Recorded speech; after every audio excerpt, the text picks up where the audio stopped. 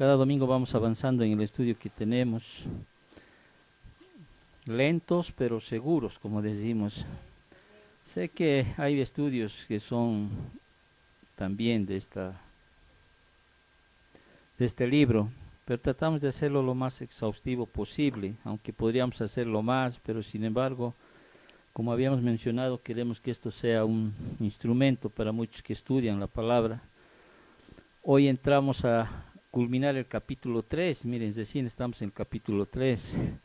Si el libro de Apocalipsis nos llevó casi un año y medio, imagínate el libro de los Hechos. Sin embargo, es un libro que hemos escogido para poder consolidar más o menos más la doctrina sana que podríamos de alguna manera, muchos están quizá malinterpretando este libro. Hemos visto la anterior semana, estábamos viendo cómo Pedro tiene dos acciones en el templo. Una de ellas vemos cómo Pedro sana a un cojo en el templo, y hemos estudiado la anterior semana, hasta el versículo 10, y ahora vemos cómo Pedro predica a Cristo en el templo. Predicar a Cristo en ese tiempo es pues muy relevante, porque si tú te das cuenta en el templo, ¿quiénes están? Están ahí los judíos, ¿sí? Prácticamente los judíos están ahí en el templo mismo, quizá en un tiempo donde habían los sacrificios, porque había uno en la mañana y otro en la tarde, y ellos están en la tarde, y hay mucha multitud ahí que está viendo, sí, ese milagro bíblico que hemos detallado la anterior semana. Sin embargo, un poco para entrar al estudio, tenemos que entender un poquito el contexto. No era fácil para Pedro predicar a Cristo. A veces nosotros tenemos miedo de aquello, de predicar a Cristo, y muchos, especialmente hay muchos predicadores que solo basan su enseñanza dominical o su culto dominical en anécdotas o en situaciones, y poco se habla del Evangelio de Cristo. Y más, peor aún todavía, poco se habla de lo que, por ejemplo, Pedro hace. Imagínate tú, Pedro va a entrar a condenar al pueblo de Israel ahí, a los judíos que están presentes, porque estos sabían qué cosas, repudiado a Cristo, habían negado a Cristo, habían mandado a ejecutar a Cristo, ¿no es cierto? Pero Pedro, sí, en su amor hacia su ignorancia, como lo dice más adelante, Pedro quiere explicarles y enseñarles que aquel que ellos rechazaron, que ejecutaron, que lo negaron, que les repudiaron, ¿sí?, que le entregaron, ¿sí?, es el Mesías, y ellos con mayor razón debían entender aquello.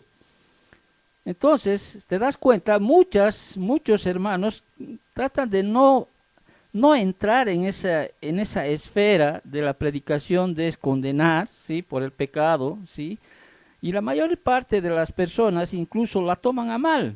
Muchas iglesias, por ejemplo, se quedan sin miembros porque quizás has tocado lo más profundo de su pecado, y no es la distancia, no es el pastor, no es los hermanos, no es ninguna otra cosa, sino que muchas veces ellos no quieren reconocer aquello, y lo que hacen pues es más fácil que cosa, alejarse, es más fácil alejarse.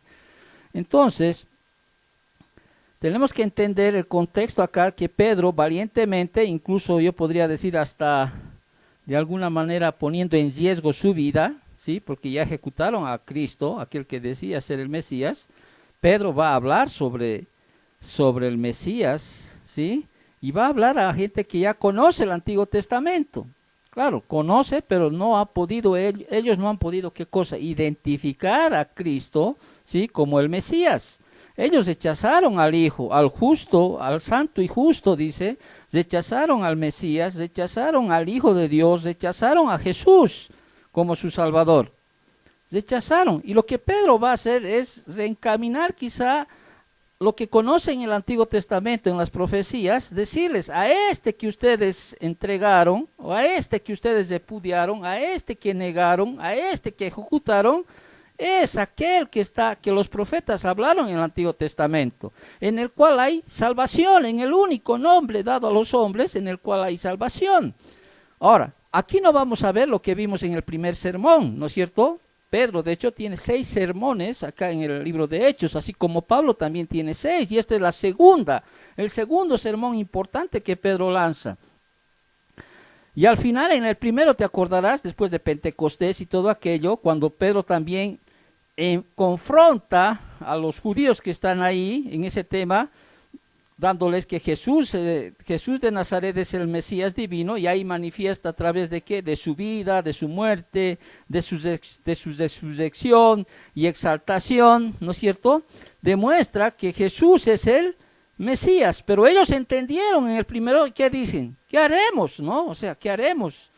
Sin embargo, acá hay una segunda parte que la siguiente semana vamos a estudiarlo, ¿sí? Acá Pedro les va a decir, por todo lo que hoy día les va a decir, ellos van a decir, así que ustedes, y va a llamar aquello que siempre un predicador sano en la doctrina debe llamar, es el arrepentimiento. Vuélvanse a Dios, dejen su pecado y vuélvanse a Dios, quiere decirles aquellos. Entonces, el escenario en el cual Pedro va a predicar no es nada fácil, está en el templo, ¿no? Y Dios a través de Pedro va a predicar, ¿dónde? Dentro del templo.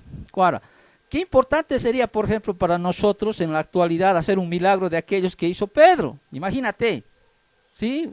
Una persona que desde nacimiento era cojo, si tú vayas, entres y hagas todo el relato que estudiamos la anterior semana, y a la vista y a los ojos de todos los que están ahí, miles, ¿no es cierto? El cojo se levante, salte y empiece a seguir, y tener la ilustración ahí en el sermón, porque el cojo que empezó a caminar, que le siguió, dice, ¿no es cierto?, a Pedro y a Juan, y decir, aquí está, ¿no?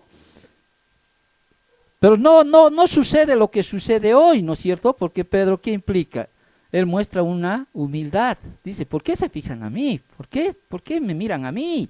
No es mi poder, ¿no es cierto? Pero sin embargo, en este tiempo, si uno haría algo así, ¿qué diría? Yo seguramente pienso que diría, bueno, hagan fila, quieren que les dé hasta un autógrafo, o quieren decir...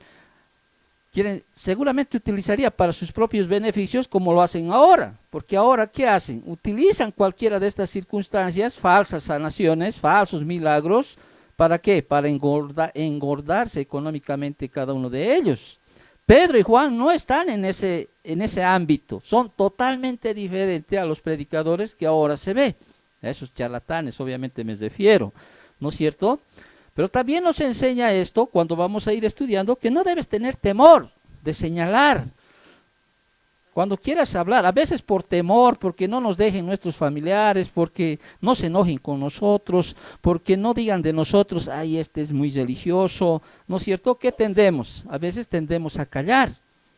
Callas ante tu papá, callas ante tus hijos, callas ante tu esposa, no señalas, como Pedro señala aquí a los judíos. ¿Por qué? Porque tienes temor, tienes miedo de que quizá no te vuelvan a hablar, de que quizá nunca más te tomen la palabra, quizá que nunca más ya se relacionen contigo, y a veces entramos en ese juego de ¿qué? De no decirles. Que no importa que ellos puedan manifestar su religiosidad o su amor hacia Dios, ellos están camino al infierno. Recuerda, el pueblo judío, sí, ellos ¿qué pregonaban? ¿Amar a Dios o no? Amar a Dios, ¿te acuerdas de Pablo, no es cierto? Él perseguía a los cristianos y pensaba que estaba haciendo todo eso en favor de Dios. Va a haber en este tiempo tantos hombres religiosos que realmente un día van a entrar, se van a dar cuenta que están caminos al infierno, pese a que ellos dicen amar a Dios. Entonces, toda esta enseñanza que hoy día vamos a dar debe eso ayudarnos, deben poner en nosotros. Recuerda, no es simplemente un estudio académico.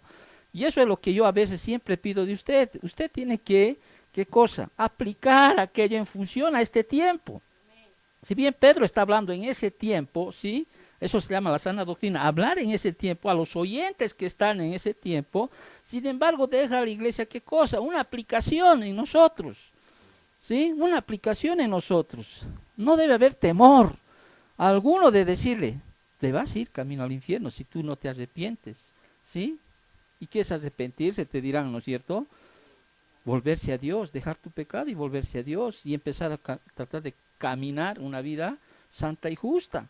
No lo vamos a hacer porque todavía tenemos todavía una naturaleza pecaminosa en nosotros. Yo siempre he dicho, yo trato de no juzgar las fallas, muchas veces las caídas de los hermanos. Lo que sí juzgo enérgicamente es la doctrina. ¿Me entienden? Después cada uno recibirá pues la disciplina del Señor, cada uno recibirá la disciplina del Señor. ¿Cuánto durará? Eso está en la soberanía de Dios. Amén. Entonces los primeros predicadores, cuando vemos los primeros predicadores, estaban sumamente preocupados por exaltar ¿qué cosa? El nombre de Cristo. ¿Sí? Y aquí predica Pablo ¿a quién? A Cristo. ¿Sí? El único que puede proveer salvación. Reitero, no predica circunstancias, anécdotas o cosas triviales, como podríamos decir así. No, él predica a Cristo. En su primer sermón él predicó a Cristo, en el segundo sermón él predicó a Cristo. Fue en ese nombre que bautizaron, ¿te acuerdas? Lo que habíamos estudiado en Hechos 2:38. Bautícese cada uno en el nombre de ¿quién? De Jesucristo. ¿No es cierto? Sanaron en nombre de Jesucristo. Pedro y Juan, ¿qué dijeron? ¿Qué le dijo Pedro al lisiado que estaba ahí en la puerta del templo la hermosa? ¿Sí? En el nombre de Jesucristo. ¿Sí? La predicación siempre está en el nombre de Jesucristo, porque ellos reconocieron cuán central era el nombre de Jesús en la predicación apostólica. Cuán central es aquello. La predicación apostólica centrada en el nombre de ¿quién? De Jesús. Felipe predicó en nombre de Jesús. Cuando vayamos a estudiar Hechos capítulo 8, versículo 12, ahí está. Pablo y Bernabé siempre están predicando ¿en qué? Están centrando su predicación en Cristo. Atiéndanme por favor, ¿sí? Pablo incluso, él cuando predicaba, expresaba su disposición de morir por ese nombre. Entonces la Biblia hace siempre referencia a nuestro Señor por medio de muchos nombres. ¿Y por qué estoy mencionando esto? Porque hoy va a sacar en ese sermón 5 nombres mesiánicos de los 200 que por lo menos han buscado que hay en la Biblia. Porque a Cristo, o sea, se le conoce por medio de muchos nombres. Más de 200 están registrados, según algunos cálculos que hacen algunos eruditos o maestros que estudian profundamente la palabra. Y te acordarás de alguno, por ejemplo, ¿a quién le llaman el Alfa y el Omega? Cristo, ¿no es cierto? El amado, el pan de vida, la estrella resplandeciente de la mañana, primogénito de entre los muertos, Santo, Emanuel, Cordero, la luz del mundo, el león de la tribu de Judá, Señor, Señor de señores, Señor del día de reposo, varón de dolores, Dios fuerte, príncipe de paz, juez justo, raíz de David, Salvador, el santo y justo, el buen pastor, el Hijo de Dios, Hijo de hombre, el verbo de Dios. ¿Te das cuenta? Son más de 200, algunos estoy mencionando, pero de todos los nombres de nuestro Señor, el más común es Jesús, ¿sí? Que aparece más de 800 veces en el Nuevo Testamento. Y más adelante vamos a saber qué significa Jesús, porque aquí Pedro en su predicación les va a decir, ustedes rechazaron a Jesús, ustedes lo entregaron, ustedes realmente mataron a ese Jesús. Entonces, llámese, pero ¿cómo se llame? El testimonio de las Escrituras es que Jesucristo es la única persona que puede proveer salvación. Y eso lo dice en Hechos 4:12. Porque ¿qué dice Hechos 4:12? Más adelante vamos a estudiar con más profundidad. Y en ningún otro hay ¿qué cosa? Salvación. Porque no hay otro nombre bajo el cielo dado a los hombres en que podamos ser salvos. Y eso podemos ver en toda la Biblia, ¿no es cierto? Yo soy el camino, la verdad y la vida. Dice, nadie llega al Padre si no es por mí. Su religiosidad no va a hacer que el hombre vaya al cielo. Ya habíamos manifestado hace dos clases atrás, hay algunos que manejan la doctrina universalista, ¿no? Que todos van a ir al cielo, porque Juan 3:16 dice, de tal manera amó Dios al mundo, dice, pero sin embargo, cuando uno estudia a Juan, dice, ¿no es cierto? Mis ovejas oyen mi voz. Entonces, tenemos que entender eso. Todas, llámese como se llame, o sea, tomamos un nombre de la Biblia en referencia a Cristo, el testimonio de las Escrituras es que Jesucristo es la única persona que puede proveer, ¿qué cosa? Salvación, ¿sí? Todas las bendiciones espirituales vienen a través de su nombre, entre ellas, ¿cuál? La adopción como hijos de Dios, Juan 1:12, la salvación, Hechos 4:12, que terminamos de leer, el perdón de pecados, Hechos 10:43, la oración contestada, Juan 13:14, y el Espíritu Santo, Juan 14:26. Entonces, es en su nombre que toda rodilla se doblará. Muchos hoy en día no quieren doblar rodillas ante el Señor, ¿sí o no? Pero un día, dice, los que están arriba, abajo, debajo de la tierra, todos un día van a doblar rodillas ante Jesús, ante Cristo. O sea, todos, ¿sí? Los creyentes deben hacer todo en su nombre de Él, dice Colosenses 3:17. ¿Para qué? Para que ese nombre sea glorificado. Todo lo que hacéis, ya sea en bebida, en comida, todo hacerlo, ¿para qué? Para la gloria de Dios. Ahora, aquellos que invocan el nombre de Cristo, ¿qué dice 2 de Timoteo 2:19? Apártese del pecado. Aquel que invoca el nombre de Cristo debe apartarse del pecado. Por eso 2 de Timoteo 2:19 que dice, conoce al Señor a los que son suyos y apártese de iniquidad todo aquel que invocare el nombre de Cristo. Ahora, Pedro fue el primero en predicar el nombre de Jesús. ¿Quién fue el primero en predicar el nombre de Jesús? Pedro. ¿Sí? Y todo aquel que predica verdaderamente el Evangelio, según la tradición que se deriva de ese apóstol, ¿sí?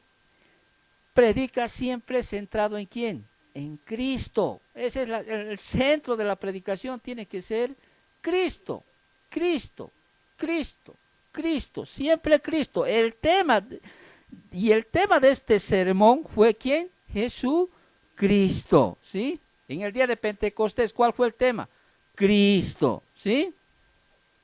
Entonces, igual que lo hizo en el primer sermón de Pedro, el Espíritu Santo aquí proporciona una dramática introducción, ¿sí? Para este segundo sermón.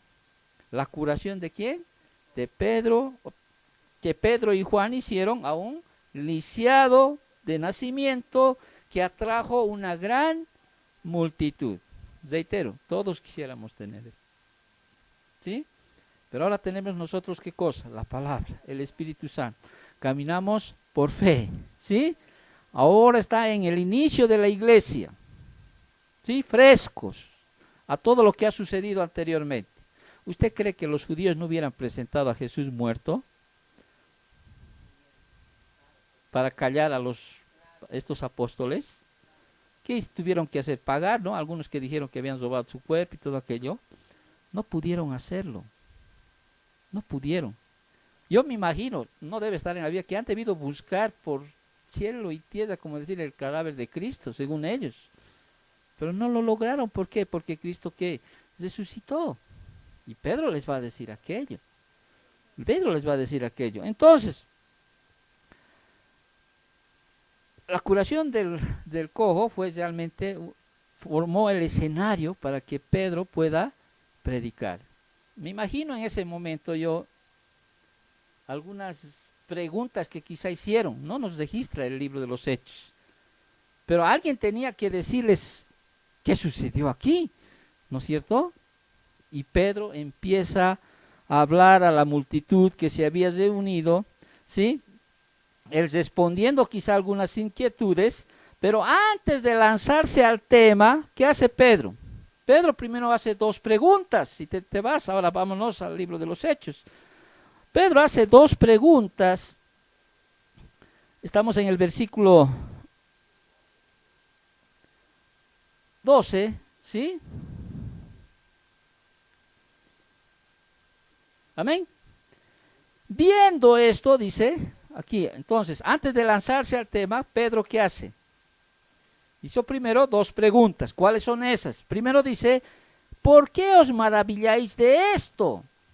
Ahora uno diría, no, ¿por qué? Pero Pedro, mira, acabamos de ver a uno que se está levantando, que era cojo desde nacimiento, que cada día lo veíamos, y tú estás preguntando, ¿por qué os maravilláis de esto? Y pareciera un breve reproche que hace Pedro, ¿no es cierto? ¿Parece o no parece? ¿Por qué? Y alguien diría, ¿no? Si yo hubiera estado ahí, seguramente, porque yo soy siempre aquel que está respondiendo. Pero Pedro, ¿por qué preguntas eso? ¿Por qué me voy a marear? Mira, este hombre se levantó, no sabía nunca ni de lo que es estar parado, pero sin embargo, vuelvo a reiterar, él está hablando a quienes, a judíos, ¿sí? Al pueblo del pacto que sabían que Dios era un Dios que obraba milagros, ¿o no? Y que estos habían desempeñado un papel importante en la historia judía. Entonces, más recientemente, incluso, habían presenciado, muchos de ellos, quizá no todos, ¿qué cosa? Los milagros realizados por Jesús, porque no estamos hablando de hace 20, 30 años atrás, estamos hablando de meses, días, ¿o no? Para demostrar que Él era, ¿qué cosa? El Mesías, el Hijo de Dios. Entonces, que Dios obrara otro milagro a través de los apóstoles no debería sorprenderles. ¿Por qué? Porque el pueblo de Israel conocía al Dios que ellos profesaban, era un Dios ¿de qué? De milagros. Entonces Pedro dice, ¿por qué os maravilláis de estos? Y a continuación, en el versículo 12, hace una segunda pregunta.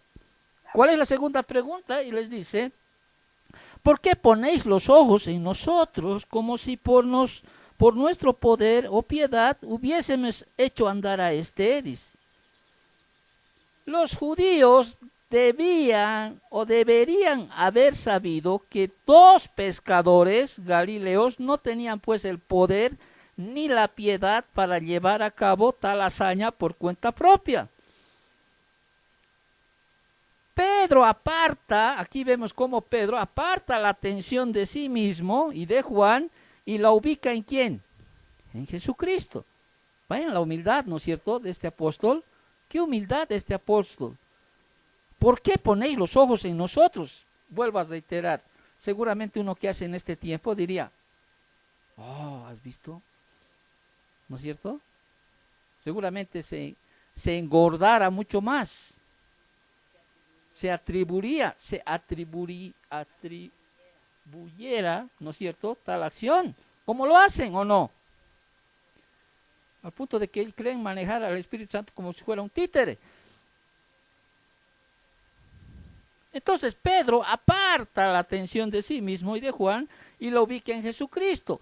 Clarifica que fue ¿quién? El poder de Jesús el que efectuó la curación. ¿Te acuerdas lo que dijo en el 3:6? En el nombre de Jesucristo, ¿sí?, de Nazaret, de Jesús de Nazaret, levántate y anda. Ese debería ser un accionar, por ejemplo, de todo predicador. Dejar de ser el centro. Usted no tiene que verme a mí, o sea, usted tiene que ver a Cristo. Lo que yo hablo, lo que yo predico es ¿qué cosa? Es la palabra. Olvídese del personaje que está delante. Están haciendo ídolos de las personas. Reitero, si esta enseñanza lo daría otro, seguramente hubiera cientos y miles y seguro muchos likes. ¿Por qué? Porque a veces muchos se centran en la persona humana y no se centran en lo que es la palabra del Señor. Entonces, así que el apóstol, ¿qué hace? Toma como tema de su sermón el nombre sin igual de ¿quién? De Jesucristo. Y aquí presenta cinco de los muchos nombres de nuestro Señor y todos ellos con implicaciones mesiánicas. Reitero, presenta 5 de los muchos nombres de nuestro Señor y todos ellos con implicaciones mesiánicas. Igual que hizo en su primer sermón, Pedro presenta a Jesús como ¿quién? Como el Mesías aprobado por Dios, pero rechazado por el pueblo. De ese modo les resalta otra vez que estaban en la condición desastrosa de ser, ¿qué cosa? Enemigos de Dios. Y hay de aquel, ¿no? Hay de aquel que es enemigo de Dios. Y es más, antes éramos hijos de ¿qué? De la ira, ¿sí? Ahora somos hijos de Dios. Entonces, Pedro describe aquí a su maestro como ¿quién? Y eso es lo que vamos a detallar y vamos a estudiar. Pedro describe a su maestro como hijo, como Jesús, como santo y justo, como autor de la vida y Cristo. 5 nombres, 5 que describen a Pedro describe a su maestro. Y el primer nombre de nuestro Señor, o sea, con implicación mesiánica, ¿sí? El Mesías aprobado por Dios, pero rechazado por Israel o por los judíos, es hijo. Versículo 13, empezamos y leemos la primera parte y dice así: el Dios de Abraham, de Isaac y de Jacob, el Dios de nuestros padres, ha glorificado ¿a quién? A su Hijo. Puesto que este mensaje estaba dirigido principalmente a los israelitas, Pedro elige una descripción conocida de Dios, la imagen de Dios como el Hijo de Abraham, de Isaac y de Jacob, el Dios de nuestros padres, dice Pedro, que destaca otra vez, ¿qué cosa? El pacto fiel hacia Israel. Ahora, esta descripción parece haberse empleado en ocasiones muy importantes. Hay muchos pasajes cuando se trataba de un tema importante que tenía que hablarse, ¿no? Siempre utilizaban esta frase, el Dios de Abraham, de Isaac y de Jacob, porque tenía el pacto, ¿no? Con sus padres, con los patriarcas. Entonces el pueblo de Israel estaba identificado de a quién habían rechazado, a quién habían repudiado, a quién habían condenado. Y al usar Pedro, ¿qué reclama? Reclama la continuidad con los profetas del Antiguo Testamento, ya que está declarando al mismo Dios que ellos predicaron y al Mesías que prometieron. Entonces Pedro proclama que el Dios del pacto, el Dios de los patriarcas, el Dios de los profetas, ha glorificado ¿a quién? A su Hijo Jesús.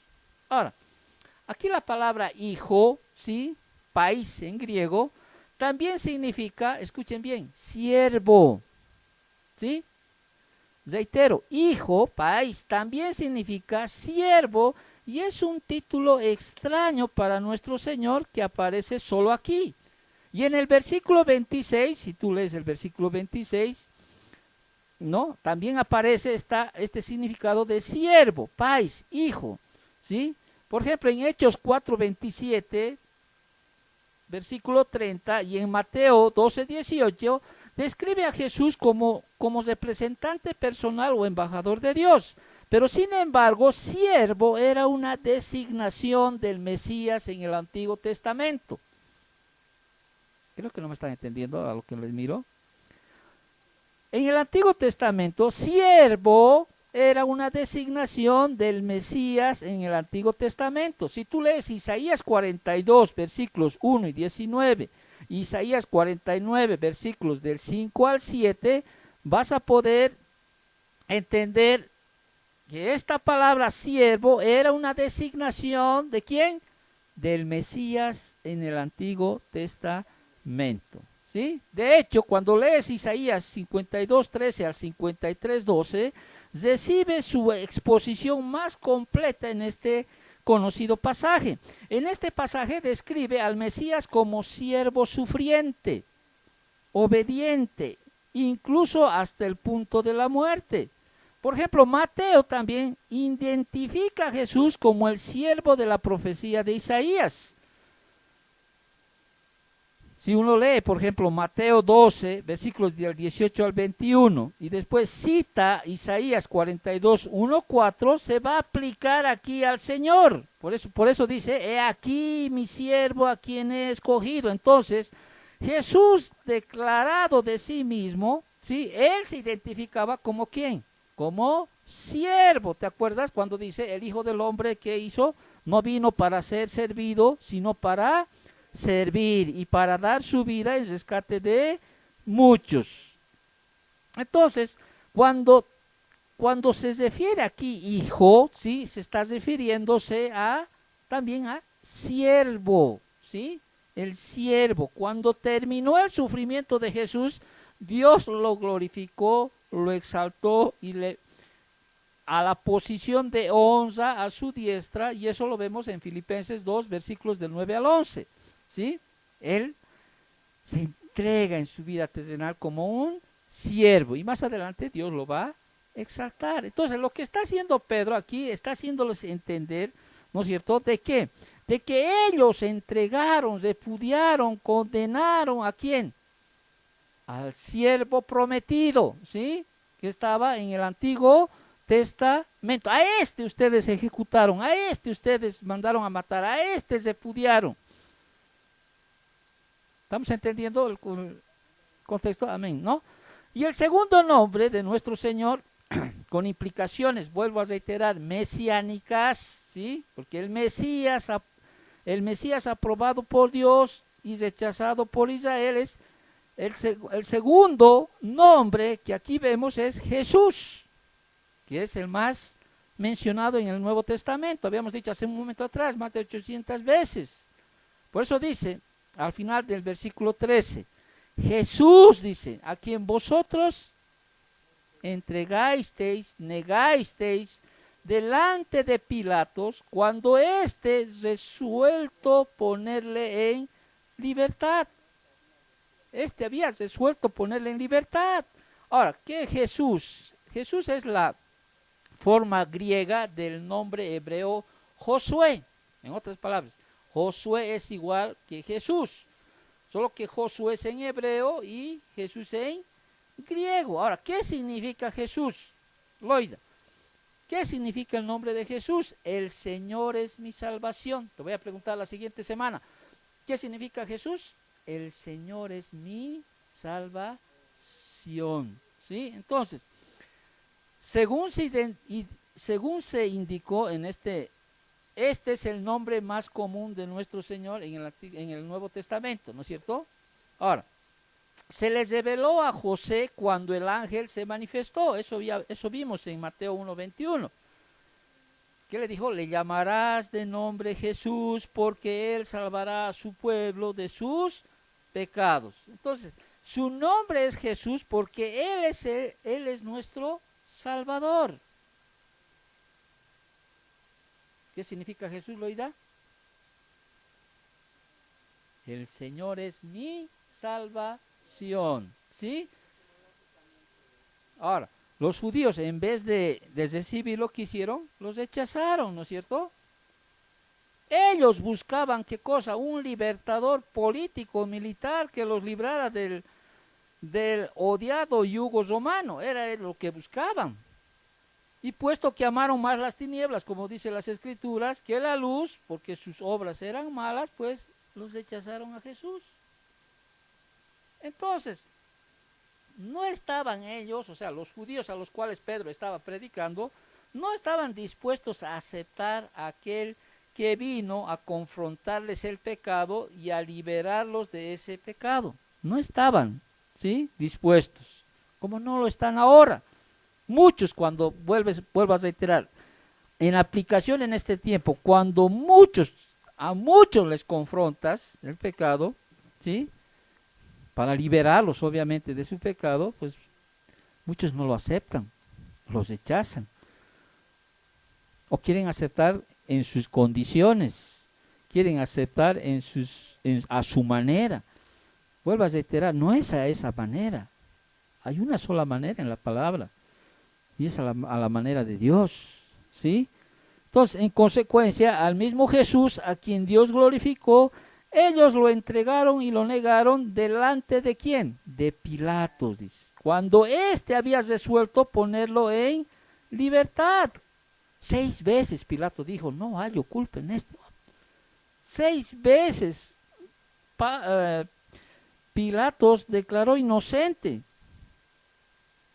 Lucas 23:4, Lucas 23:6, Lucas 23:22, Juan 18:38, Juan 19:4, Juan 19:6, ¿sí? Y reiteradas veces quería liberarlo Pilatos. Incluso su esposa le dijo, ¿sí? No hay culpa, ¿sí? Reconoció que Jesús era, ¿qué cosa? Inocente. Mateo 27:19.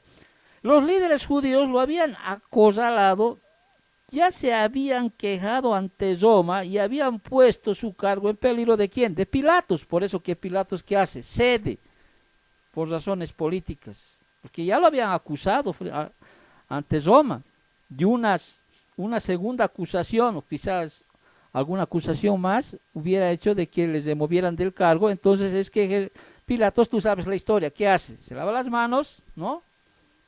Y entrega ¿a quién? A Basabás, ¿no? ¿A cambio de quién? De Jesús. Entonces, libera a Basabás, ¿no? Y manda a ejecutar ¿a quién? A Cristo. Entonces, el nombre de nuestro Señor, ¿sí? Con implicaciones mesiánicas, ¿sí? Es la que Pedro está indicando aquí a los oyentes, en este caso al pueblo de Israel, al pueblo judío, ¿sí? Aquel que rechazaron, ejecutaron, repudiaron, lo entregaron, ¿sí? Pedro está reiteradamente les quiere hacer entender que Él es el Mesías que Dios había prometido en el Antiguo Testamento. Y también les dice en el versículo 14, ¿no? Aquí vemos un tercer nombre de nuestro Señor con implicaciones mesiánicas, dice el santo y justo. ¿Quién es el único santo y justo? Es Jesús. Jesús. Mas vosotros, dice, versículo 14, negasteis al santo y al justo y pedisteis que se os diese un homicida. Entonces, a fin de resaltar la culpa de ellos, Pedro repite la acusación de que negaron a Jesús, el santo y justo, delante de ¿quién? De Pilatos. Y peor aún, pidieron que les dieran un homicida. ¿Se dan cuenta la autoridad de Pedro al predicar? ¿Se dan cuenta el riesgo que estaba corriendo en ese momento? Ustedes, o sea, les está señalando.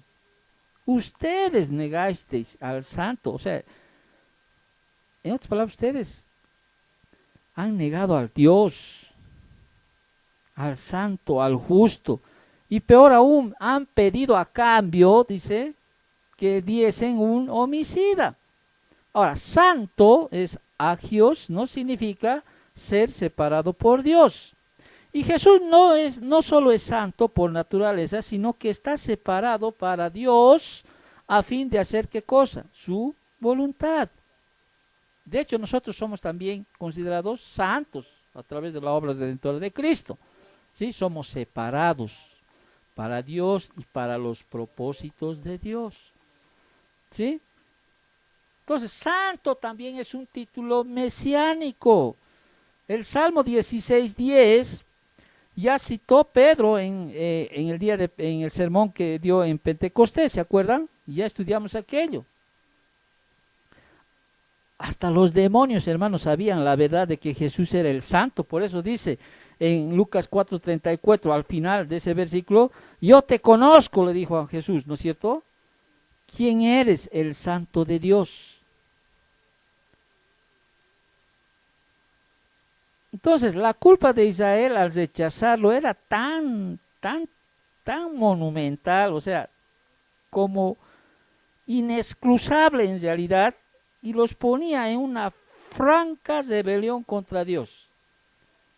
Ellos habían rechazado, ejecutado, lo habían prendido, o sea, lo habían negado al Hijo, a Jesús, al Santo y Justo. ¿Justo qué es? Dicaios, ¿sí? Y esto, dicaios, conlleva la idea de ser inocente de cualquier delito. Al tener que elegir entre Jesús, su inocente Mesías, y el culpable homicida, quien fue Barrabás, ellos eligieron a Barrabás. Y mira, Barrabás, ¿qué significa? Hijo de padre. un contraste terrenal con Jesús, quien fue el Hijo del Padre Celestial. Ahora, reitero, aún los paganos, como la esposa de Pilatos, el centurión que estaba ahí, que se menciona también en Lucas 23:47, reconocieron lo que Israel no pudo, que Jesús era inocente y justo. Y la acusación que Pedro hace, les hizo que realmente debería haber hecho de que ellos realmente digan, como dijeron en el primer sermón, ¿qué haremos? Pero Pedro sigue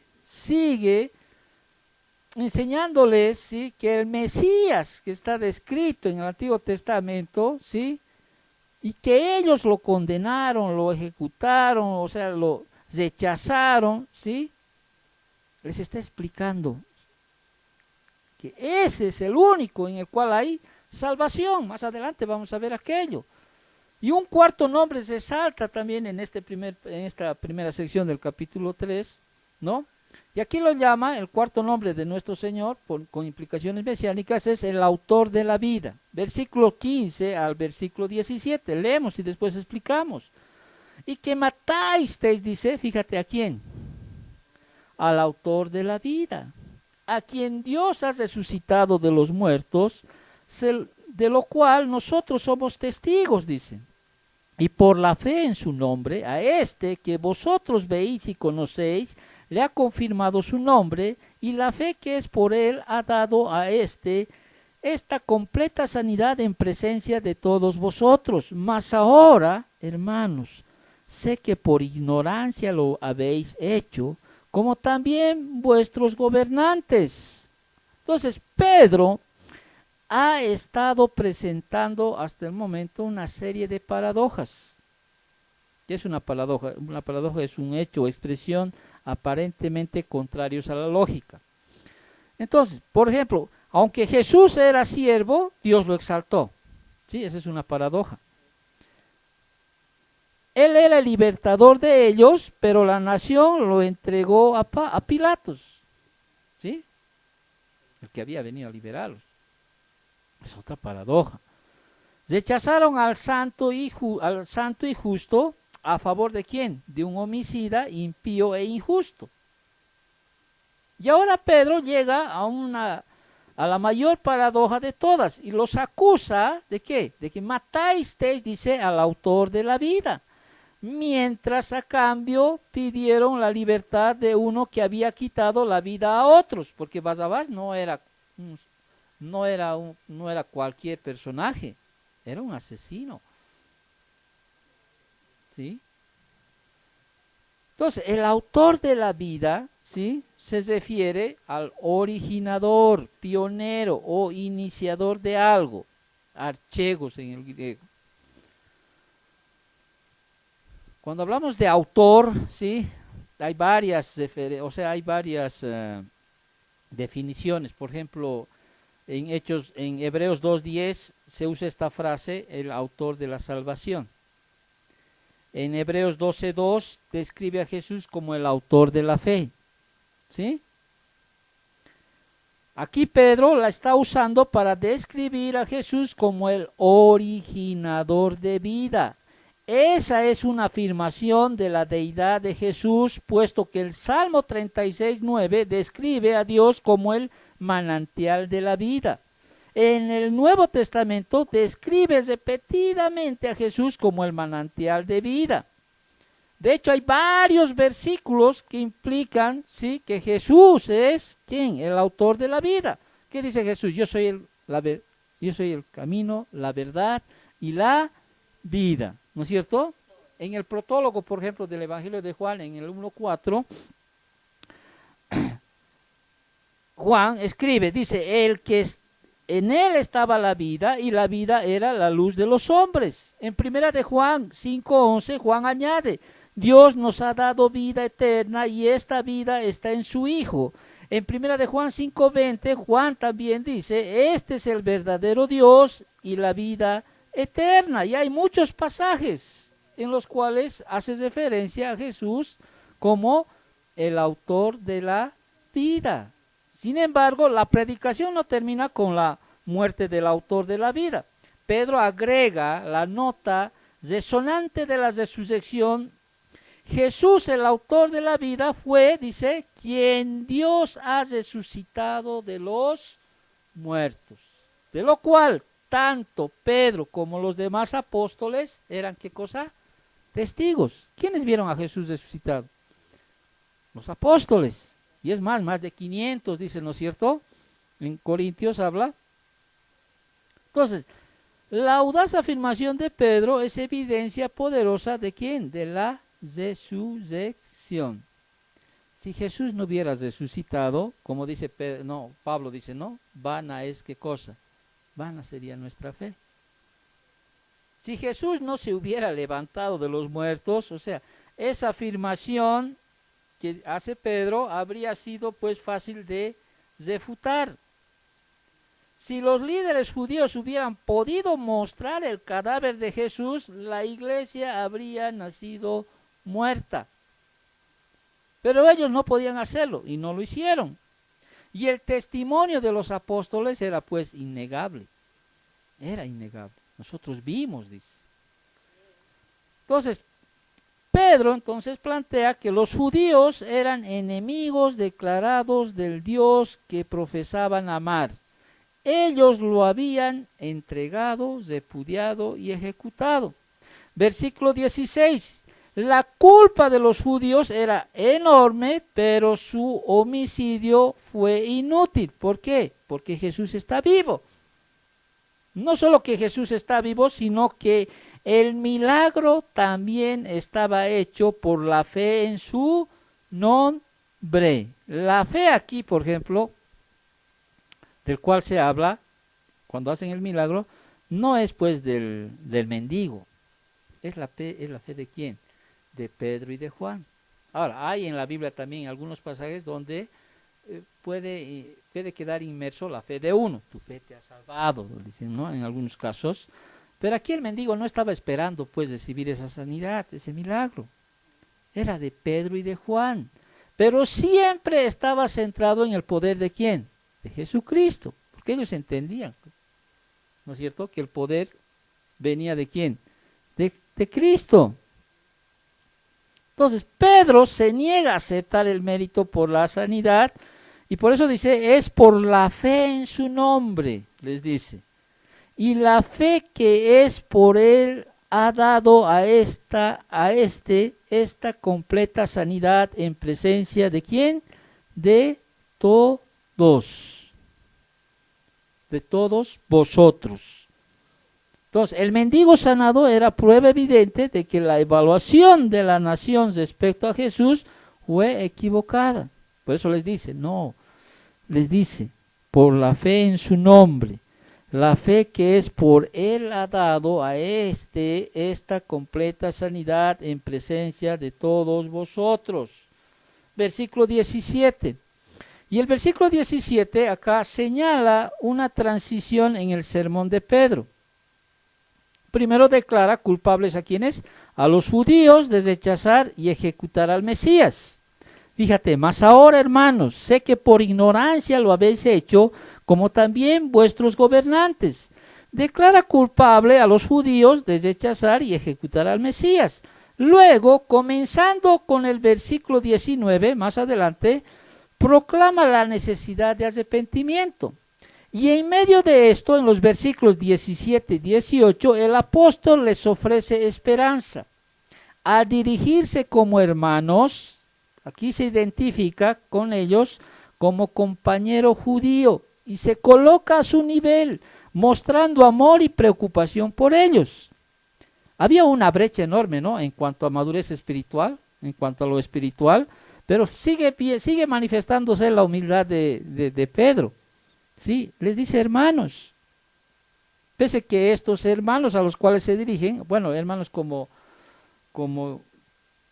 parte de la nación, ¿no es cierto?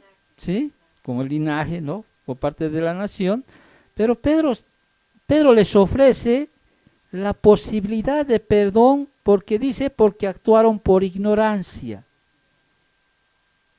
quizá estaba aludiendo, porque en esta parte hay mucha discrepancia, pero quizá estaba aludiendo a la distinción del Antiguo Testamento entre los pecados voluntarios y los pecados cometidos por ignorancia. Eso lo puedes ver en Números capítulo 15, versículos del 22 al 31. Pero sin embargo hay pasajes en las Escrituras que pueden mostrar que por ignorancia, ¿sí?, pueden hacer lo que ellos creen que están haciendo bien, pero sin embargo lo están haciendo mal. Jesús, ¿qué dijo en la cruz? Padre, perdónalos porque no saben lo que hacen. Pablo escribió, por ejemplo, en 1 Corintios 2:8, escribió que si los gobernantes hubieran comprendido quién era Jesús, ¿qué dice? Nunca habrían crucificado al Señor de gloria. Sin duda, la ignorancia de ellos era inexcusable, ya que la evidencia de que Jesús era el Mesías estaba clara por el Antiguo Testamento, por las palabras de Jesús, por las obras de Jesús y por su muerte y resurrección. Lo que debemos notar aquí, como una aplicación, o mientras hago una pausa, no creas que en tu mente, y a veces cuando uno enseña, vemos al grupo de judíos ahí, dices que qué barbaridad, ¿no? Qué grave. Hermano, nosotros en nuestra condición hasta ahora, ¿sí?, procedemos de esa manera.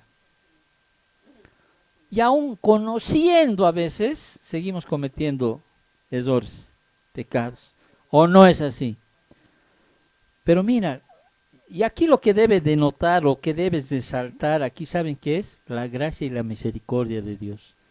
¿Acaso estos que están escuchando, no merecían realmente morir en sus delitos y pecados?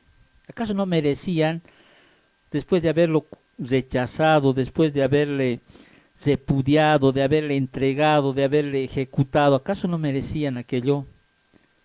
No, ¿no es cierto? Nuestro Señor es tan amoroso. Hemos cantado hoy día esa hermosa alabanza, ¿sí?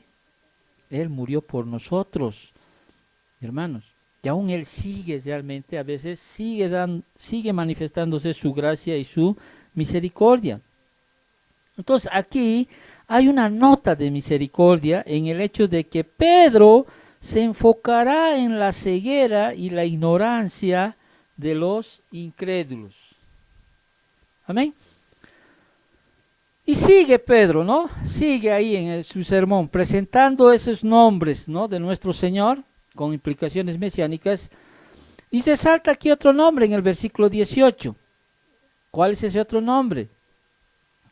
Leo el versículo 18. Pero Dios, dice, ha cumplido así lo que había antes anunciado por boca de todos sus profetas, que su Cristo, aquí es el nombre, es Cristo, había de padecer. Entonces Pedro asegura a sus oyentes que el rechazo y la ejecución del Mesías no frustraron los planes de Dios. Por eso dice, pero Dios ha cumplido así lo que había antes anunciado. O sea, nadie puede cambiar los propósitos de Dios, los planes de Dios. Nadie puede. No va a haber fuerza alguna que pueda cambiar los propósitos o los fines que Dios ya ha trazado en su infinita sabiduría. Nadie. La crucifixión, por impensable que fuera para ellos, que le sucediera al venidero Mesías, no alteró para nada el programa de Dios y tampoco descalificó a Jesús como el Mesías. Porque dice, Dios había antes anunciado por boca de todos sus profetas que su Cristo había de padecer.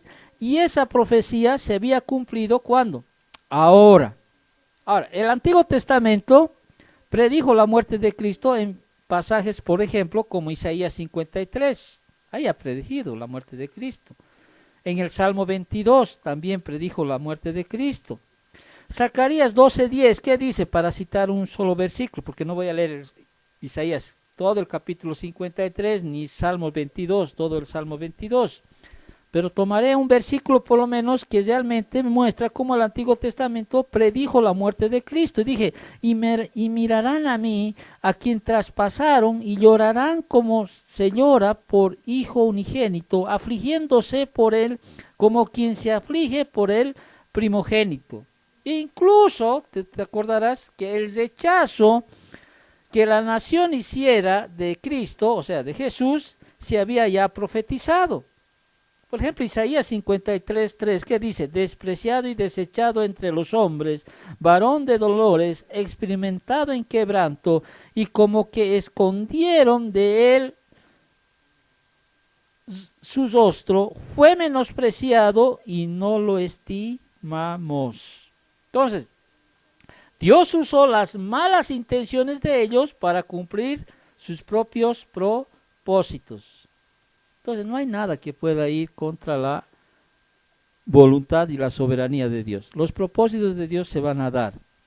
Entonces, haciendo un recuento, aquí Pedro presenta a nuestro Señor como Hijo, Jesús, Santo y Justo, Autor de la vida, y Cristo, que es el Mesías, ¿sí?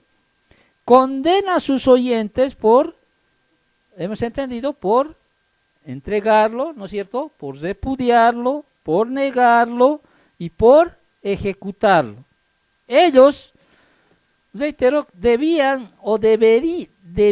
haber estado preguntándose cómo lo hizo la multitud allá en el primer sermón en Pentecostés. Ellos debían haber quizá en ese momento decir, ¿qué haremos? O sea, ¿qué hacemos? Sin embargo, en la segunda parte, que eso lo hacemos la siguiente semana, Pedro les da la respuesta de su sermón, que es un ejemplo clásico de cómo presentar el Evangelio. Ahí vamos a aprender cómo presentar el Evangelio.